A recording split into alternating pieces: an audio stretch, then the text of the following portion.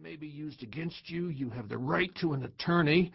If you cannot afford one, an attorney will be appointed to defend you at the state's expense. Do you understand these rights as I have read them to you? You hurting me, Wayne repeated. What did I do to you? Robideau pulled him to a sitting position, let him sag against the wall. Wayne Harper was a big, soft man, his cheeks sprouting the tawny stubble of early morning, his close-cropped hair thinning on top. His face was empty of expression, his eyes a pale, vacant blue. Robideau felt a familiar disappointment. 18 years he'd been on the force, working his way up, making his share of arrests, tracking down the predators. Just once he'd have liked to have them spit at him in defiance, cry out that they would never be taken alive, or at least resist. Many times at the end of an investigation, steeped in the crime, he'd hoped for a little resistance at the caller. But no. The drunks on the street resisted, unable to calculate consequences, but the ones he came for with a warrant had time to think it through, to act innocent and surprised. Too many cop shows. Do you understand these rights as I have read them to you? Robideau repeated. Campbell stepped into the room, holstering his pistol. That him, Ray? Seems so. Ugly son of a bitch, ain't he? He asked for a lawyer? Ray shook his head. On the bed, Wayne Harper frowned, his lips moving. He looked toward the two officers. A what? He said. Mayfield, Texas, 5:30 a.m. Jeanette Guzman was getting blisters. The work boots she was wearing had been on sale, but they weren't quite the right size, and they were men's, and they pinched her feet in some places and let them slide in others as she patrolled the perimeter of the Hubble factory. She hadn't wanted to be a fence walker in the first place. It was lonely work with bad hours and occasional danger, but there weren't a lot of opportunities for a girl with a GED and no job training. There were tech dollars in Austin. There was oil cash in Midland, but none of that was coming her way, at least not yet. Things might be different with a junior college degree or vocational schooling, but that took money, and money in Mayfield was mostly locked into the operations of Hubble Chemical, which was why she was pacing the grounds of the main factory with a burning sensation growing on the outside of her right heel. The factory was a gray concrete block, featureless but for infrequent windows. It was the tallest structure in Mayfield, save the water tower, but wide enough to look squat. In the daylight, it seemed to have dropped from the sky, flattening on impact. Now it was just a dark bulk looming in Jeanette's peripheral vision.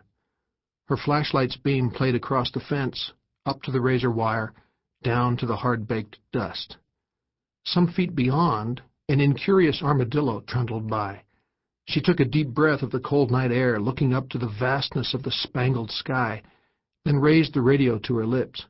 "West 4," she said. "All clear." Then she bent down to pull on her sock, and that was how she missed the first shy flame showing through the factory windows. She saw what followed, though. With a deep roar, a blast swelled up through the building.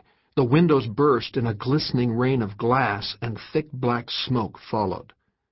For a few moments, Jeanette watched, stunned, as backlit figures struggled from the plant, turned strange pirouettes, dropped to the ground. "Marty?" she said into the radio. "Something's happened. There's been an explosion. There's a fire." The reply crackled back. "What? Say again?" "You'd better send someone. There's a big fire. There are people running out of the plant." She paused, watching the figures against the glow. Another explosion shook the building. "They're dancing. I don't know. They're falling down. They're sort of twitching." She stumbled and realized that she had backed up into the fence, its chain links pressing against her body. The firelight dimmed, obscured by smoke, then reasserted itself. She turned and through the fence saw jackrabbits bounding away, the armadillo lumbering awkwardly, its scales a fading gleam. A thought flashed irrelevantly through her mind, a rhyme learned from a library book. Something wicked this way comes, Marty, the gate's locked." "What?" Jeanette tugged the handle. "The gate's locked! I can't get out!" The radio made no reply, and she let it fall to the ground, taking hold of the fence, pulling herself up.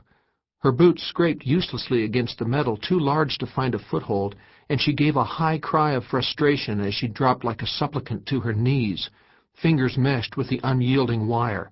She caught her breath and looked back at the factory, watching the roiling smoke, black against the fire, blacker than the black sky. A chemical scent laced the air now, stinging her eyes, burning her throat. She fumbled for the radio. "Marty, the smoke is poisonous. I can't tell. Oh, God, I don't know. Tell." In a room across town, Martin Jessup laid the silent radio on his desk and looked at it. Out the window he could see a garish glow, a lewd carnival light growing in the sky.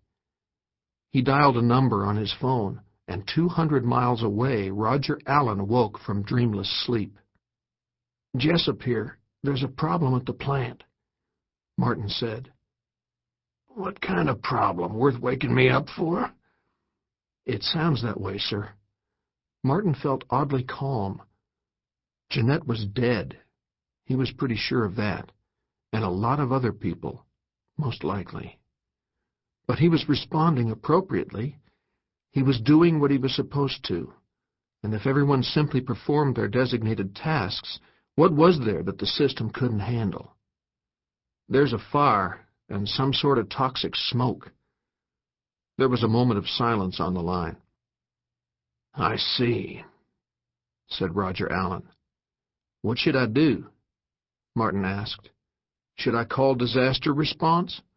The state people?" No, said Roger. "Call Morgan Siler." Martin said nothing. If he waited just one more moment, he thought, he might understand. "And the local council," Roger continued. "Wayland Hart. There are guys on the ground, and the in-house people." Martin could contain himself no longer. "Who?" he asked. "I'm sorry, but aren't those—" "Yes," Roger said. "There are lawyers, and that's who you call. Get on it now. That's the first thing you do. You call all the lawyers." Martin Jessup hung up the phone. He had his orders now, but they still didn't make any sense. As he picked up the receiver and began to dial again, he could feel the first sting of tears. Chapter 1. Time and Motion Studies. September 18th, 2000. Washington, 7 a.m. Every weekday morning at 7 o'clock, a powerful black car made its way through the Georgetown traffic to a red brick house. For 15 minutes it waited outside the door for the occupant of the house to emerge. Peter Morgan kept it waiting because he could, and he wanted the driver to know that. He did it for precisely 15 minutes every day because, in addition, he wanted the driver to know that he knew. Peter Morgan's mornings did not dare to vary from his routine. The soft glow of a progressively luminous alarm clock cajoled him from slumber. The aroma of coffee brewed by an automatic espresso machine drew him from between the smooth white sheets of his bed. With a fond glance at his sleeping wife's soft swell, he alit and padded to the scalding benison of a high-pressure shower. Beneath its steaming pulse he shaved with a wet-dry electric razor before stepping forth into a plush cotton robe. A fog-free mirror held his image while he applied costly unguents to his body, his face, his head. He dressed inside a closet. 15 suits were arrayed on the cedar rails, a crisp army of shirts, a bright artillery of ties, and below, a battalion of shoes like dragon's teeth. Breakfast, a sop to the doctors, was half a grapefruit and 2 crusts of penitent's toast, the espresso like a song in his blood. This morning, diverging from the pattern, he was out the door precisely at 7. Today he felt too eager to take any pleasure in making others wait for him.